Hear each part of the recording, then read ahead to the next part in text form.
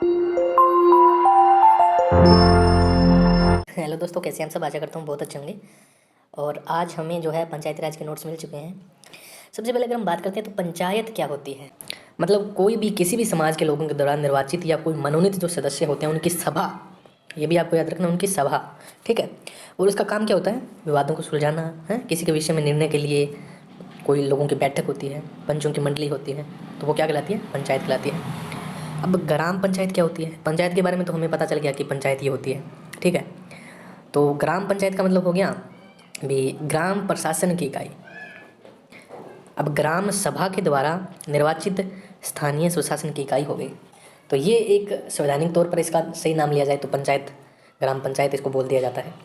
तो ये जो है पंचायत की अगर हम बात करें तो ये, ग्राम पंचायत की बात करें तो ये एक स्थानीय स्वशासन की इकाई हो जाती है।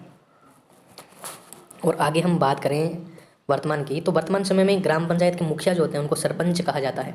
इसके इतिहास के बारे में सब कुछ पढ़ने वाले हैं। अब जो मेन अब देखो टाइम बहुत कम है, इसके हिसाब से आपको बिल्कुल जो सटीकता से पढ़ना पड़ेगा। ठीक है। और इधर उधर की बातों को आपने बचना पड़ेगा। ज़्यादा इंपॉर्टेंट ये होता है कि क्या ना पढ़ें, क्या पढ़ने से ज़्यादा इंपॉर्टेंट ये है कि क्या ना पढ़ें। ठीक है। तो मैं चलो आगे बात करते हैं कि जो पंचायत के मुखिया को सरपंच बोल दिया जाता है। तो सबसे पहले ये बात आती है कि जो ग्राम प्रशासन है इसका उल्लेख कहाँ मिलता है। तो देखो वैदिक सभ्यता में भी इस शब्द का जो है ग्राम प्रशासन का उल्लेख मिलता है। ग्राम जो वैदिक काल है उसमें भी ग्रामों के मुखिया जो उसमें भी जो ग्राम प्रशासन हुआ करता था, तो उस टाइम पे जो ग्राम के मुखिया हुआ करते थे उन्हें ग्रामीणी कहा जाता था। किस टाइम पे? वैदिक काल के टाइम पे ग्रामीणी कहा जाता था। और फिर हमने पढ़ लिया कि वैदिक काल में भी इनका जिक्र था, बौद्ध काल में भी, जब बौद्ध का टाइम था, महात्मा बुद्ध के टाइम में भी जो गांव के वरिष्ठ नागरिक होते थे उनको मिलाकर के ग्राम परिषद का निर्माण किया जाता था, जो वरिष्ठ नागरिक थे। अब ग्राम परिषद इसमें क्या था, हमने पढ़ा था कि वैदिक सभ्यता में जो ग्राम का मुखिया होता था उसे ग्रामीणी बोला जाता था। लेकिन ग्राम परिषद में यानी कि जब बौद्ध काल की बात आती है, जो ग्राम परिषद बनाई जाती थी उसके मुखिया को ग्राम भोजक कहा जाता था। तो ये छोटी छोटी बातें हैं। इसमें डायरेक्ट क्वेश्चन ये बनता है कि बौद्ध टाइम में ग्राम के मुखिया को क्या बोला जाता था। तो ये क्वेश्चन हालांकि ऐसे आने की संभावना तो नहीं है, लेकिन फिर भी हमें पता होना चाहिए। ठीक है। आ भी सकता है, इसमें कोई बड़ी बात नहीं है। सभा और समिति का जो वर्णन है अर्थवेद में भी मिलता है। अब सभा अलग चीज़ है, समिति अलग चीज़ है। समिति तो जो है आम लोगों, और सभा जो है खास लोगों को द्वारा बनाई जाती है। मतलब समिति है वो आम लोगों के द्वारा, जो सभा है वो खास लोगों के लिए बनाई जाती है।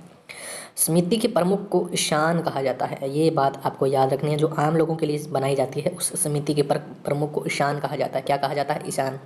ठीक है। हमने अब इतना पढ़ लिया है कि अर्थवेद में भी इनका जिक्र मिलता है। ठीक है। अब आगे देखिए, कौटिल्य यानी कि चाणक्य, विष्णुगुप्त, इसके अलग अलग नाम हैं। इन्होंने एक पुस्तक लिखी थी अर्थशास्त्र।